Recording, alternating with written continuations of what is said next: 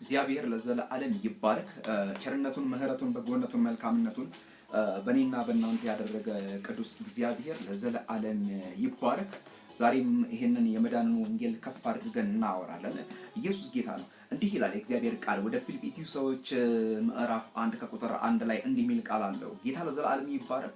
የኢየሱስ ክርስቶስ ባሪያ የሆነው ጳውሎስ ጢሞቴዎስን በፊልጵስዩስ ለሚኖሩ ከኤጲስቆጶስ ከዲያቆናትም ጋር በክርስቶስ ኢየሱስ ላሉት ቅዱሳን ሁሉ ጌታ ለዘለዓለም ይባረክ።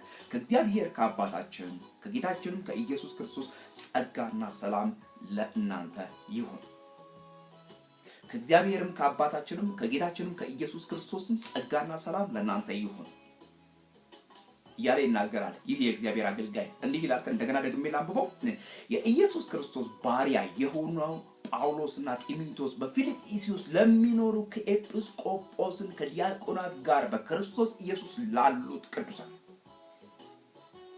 በክርስቶስ ኢየሱስ ላሉት ቅዱሳን እንዲህ ይላል። ከእግዚአብሔር ከአባታችን ከጌታችንም ከኢየሱስ ክርስቶስ ጸጋና ሰላም ለእናንተ ይሁን። ጸጋው በእምነት አድኖናል። የእግዚአብሔር ጸጋ በስቶልናል። የእግዚአብሔር ምህረት በስቶልናል። ጸጋው በስቶልን በጸጋው ቆመን ዛሬ በዚህ በእግዚአብሔር ፊት ተገኝተናል።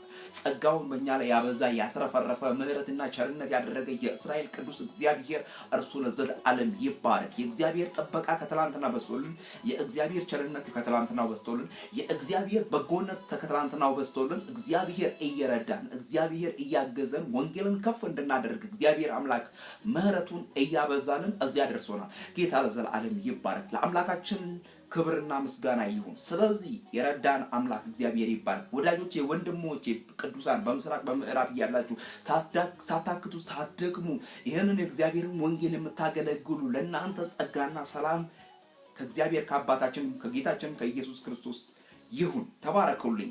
ወንጌል ይለውጣል፣ ወንጌል ያሻግራል። በኢየሱስ ክርስቶስም አገልግሉት። ጌታ ለዘለዓለም ይባረክ። ጌታ ለዘለዓለም ይባረክ።